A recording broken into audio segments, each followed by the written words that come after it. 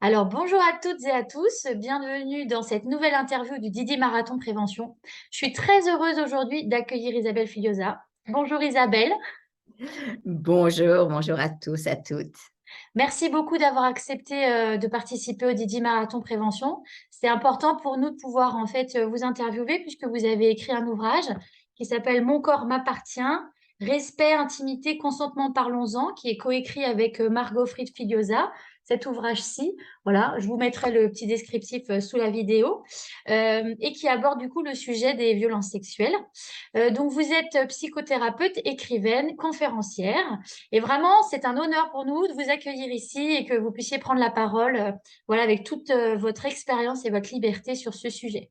Donc si vous êtes d'accord, ben, je vais vous inviter à vous présenter un petit peu plus en détail peut-être pour expliquer peut-être aux parents ou aux enseignants ou aux éducateurs qui vous connaissent pas, puisqu'il y en a qui, voilà, qui vont vous découvrir aussi certainement. Eh bien, merci, Jenny. Oui, alors je suis donc Isabelle Filiosa. Je suis née en 1957, donc j'ai déjà un peu plus de 64 ans.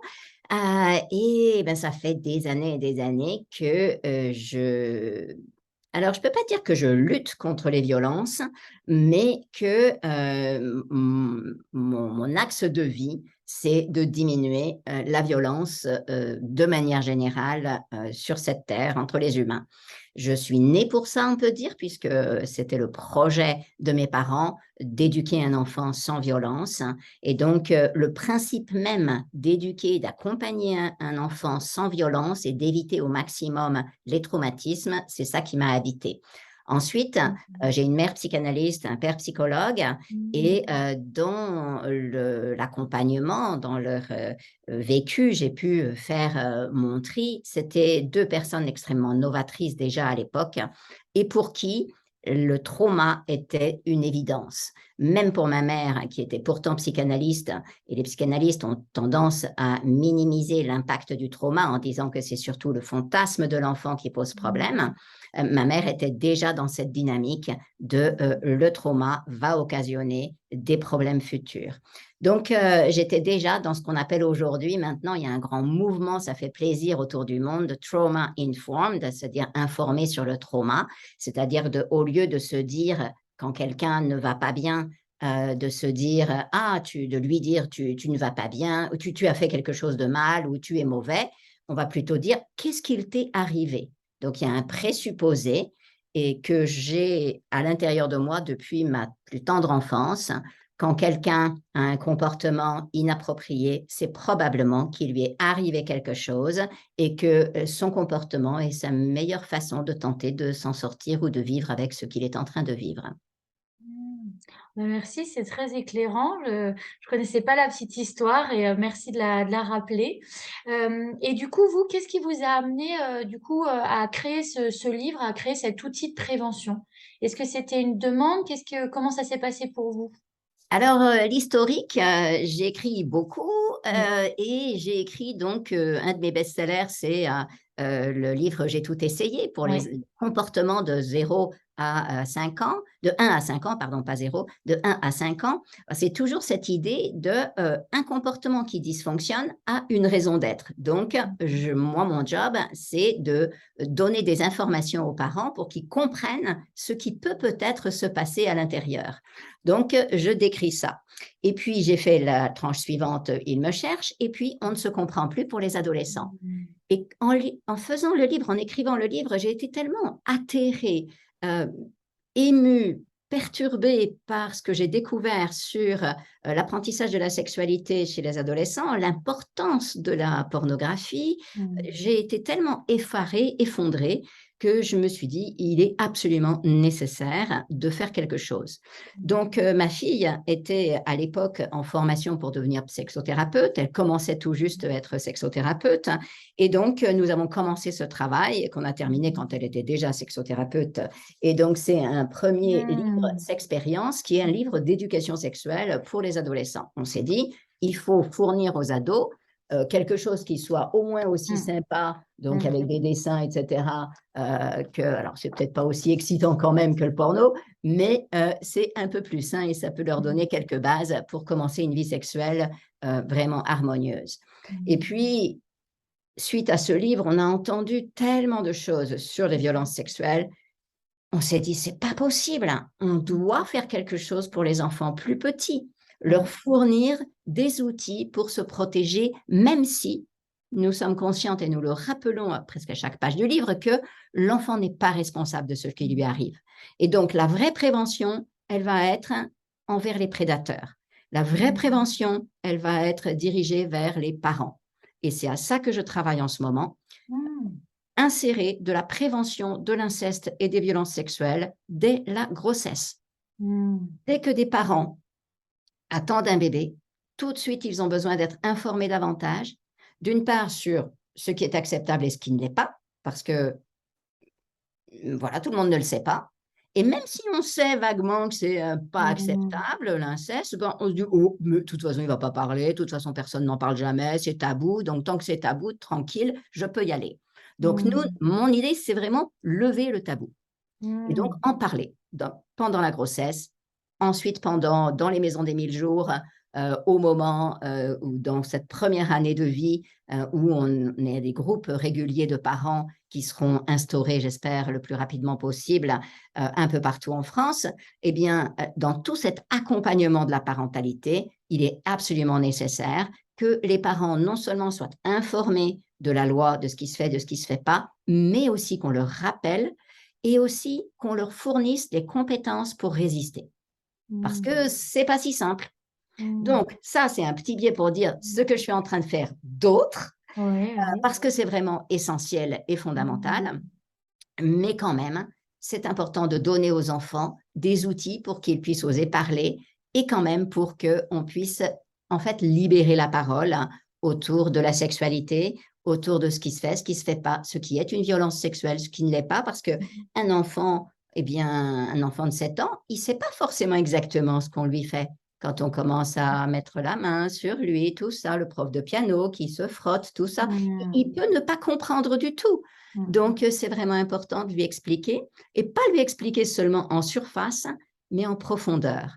Je suis psychothérapeute et donc c'est vraiment on a cherché avec ma fille à aller dans la profondeur des émotions et des sensations pour aider l'enfant à décrire ce qui se passe, à comprendre ce qui se passe à l'intérieur de lui et à mieux l'exprimer. Mmh. Et d'ailleurs, Donc voilà, c'est l'histoire de ce livre. voilà. Et dès le début, d'ailleurs, vous parlez des sensations, de ce que fait le corps. Vous vraiment vous ramenez tout justement à qu'est-ce qui se passe dans le corps pour un enfant de 7 ans. Et en plus, vous offrez aussi un kit pédagogique. Donc ça, c'est important de le citer pour les enseignants, pour qu'ils puissent aussi exploiter le livre au sein de leur classe. Oui, parce que ce livre s'adresse à tous les enfants. Mais il est évident que quel parent va acheter un livre Mon corps m'appartient? Mmh. Évidemment, pas celui qui commet l'inceste régulièrement. Mmh. Donc, d'autres vont l'avoir, mais c'est probablement au sein de l'école que ça va être le plus utile. Et toutes ces informations, elles ont besoin de pouvoir être parlées entre enfants. Elles ont besoin parce que ça suffit pas qu'on ait l'information dans une famille. J'ai l'information dans ma famille, mais si j'ose pas en parler à mon voisin, à mon copain de classe, à mon camarade, eh ben, ça sert à rien. Enfin, ça sert à rien, ça sert un petit peu, mais c'est pas suffisant.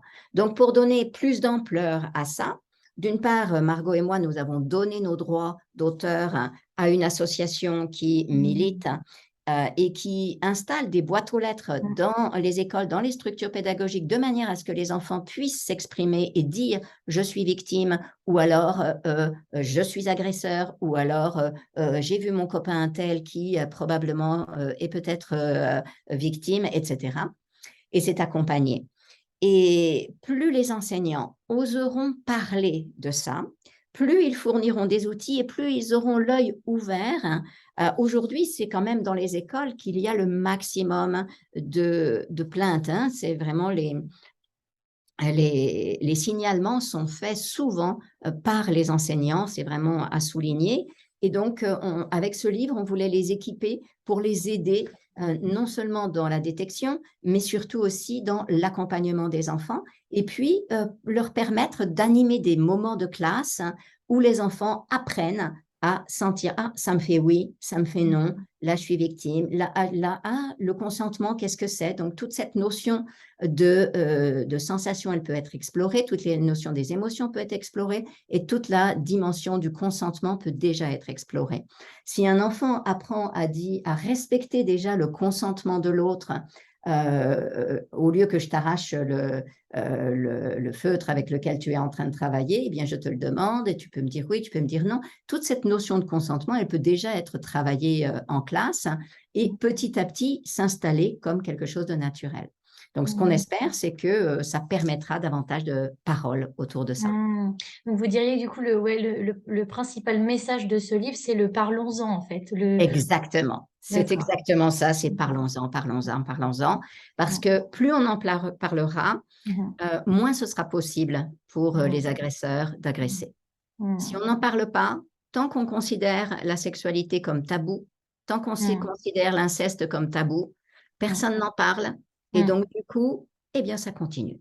Et il n'y a pas de Mmh. raison que ça s'arrête parce que, quelqu'un qui a des impulsions comme ça, s'il n'a aucun garde-fou, s'il ne craint pas qu'on en parle, et il va faire maintenir le silence à l'enfant et c'est très facile malheureusement et du coup, ben, ça continue. Mmh. Tandis que si toute la société en parle, parce que quand, les enfants de l'école maternelle en parlent, quand, les enfants il y a aussi, le petit livret gratuit «Quand on te fait mal, quand on te fait du mal, information sur les violences et leurs Mmh. conséquences», qui est, publié par, l'association Mémoire Mmh. traumatique et victimologie, donc par Muriel Salmona. C'est tout ça vraiment, tous ces outils, plus on va en parler, depuis l'école maternelle, le primaire, les enfants, ils en parlent aussi à la maison du coup. Du Mmh. coup, le parent, il entend: «Ah, ah, ah oui, OK, mon enfant est au courant, toute la classe risque d'être au courant, tout ça. Oh, ouh, Mmh. ça diminue». Dès qu'il Mmh. y a un témoin, ça va diminuer. En tout cas, c'est mon Mmh. espoir, c'est dans ce sens-là que je travaille. Bah, merci beaucoup et du coup, quel est le meilleur conseil que vous donneriez aux parents? Ah ah, Jenny, Si on vous en aimeriez choisit des un. conseils. Tous les gens aimeraient des conseils Oui.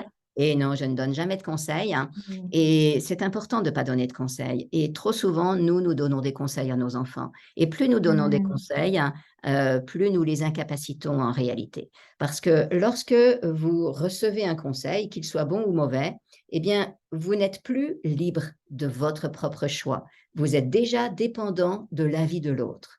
Mmh. Et déjà, ça vous sort de votre propre décision. Dans la prévention des violences sexuelles, une chose qui est essentielle, c'est justement que l'enfant se sente sujet. Mmh. Et pour qu'il se sente sujet, il a besoin de sentir tout son pouvoir. Donc, je donne à mon enfant des informations Mmh. et je muscle ses compétences. Je Mmh. muscle ses compétences à penser par lui-même. D'où qu'il faut pas lui donner des conseils et qu'il vaut mieux pas lui donner des conseils, j'enlève, mais qu'il vaut mieux pas lui donner des conseils, qu'il vaut mieux pas lui donner des ordres, qu'il vaut pas lui voilà, mais l'aider à penser, l'aider à réfléchir, l'aider à Mmh. sentir ce qu'il veut, l'aider à dire oui, l'aider à dire non, l'aider à Mmh. s'affirmer, l'aider à savoir ce qui est juste et ce qui n'est pas juste. Donc on va, heu, lui donner des informations et muscler ses compétences et Mmh. c'est ça que je voudrais vraiment faire aussi, envers les parents et ça va être, Mmh. les prochains livres que je vais préparer vont être dans ce Mmh. sens-là.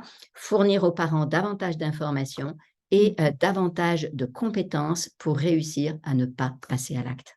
Mmh, bah, c'est extrêmement intéressant. Vraiment, je vous remercie, du coup, de nous livrer aussi, ce sur quoi vous travaillez actuellement et qui va aller encore beaucoup plus loin sur le sujet de la prévention des violences sexuelles. On va vous recontacter, hein, je tiens à vous le dire. Vraiment, C'est merci beaucoup. c'était un de mes sujets de l'année, la D'accord, prévention des violences très bien. sexuelles, Ah bah, donc c'est extrêmement intéressant. C'est vrai qu'avec tout le mouvement qui se passe en France, avec la mmh, commission, la Ciivise et cetera, ça bouge encore. Mais oui. merci beaucoup d'avoir accepté, donc, cette interview. Je mettrai l'ensemble des ouvrages, les références sous la vidéo et vraiment encore une fois, merci beaucoup. Vous pourrez retrouver donc, la vidéo, directement sur la chaîne YouTube de Didi. Merci beaucoup madame Filiosa, merci. Merci Jenny, merci à tous et toutes, au revoir.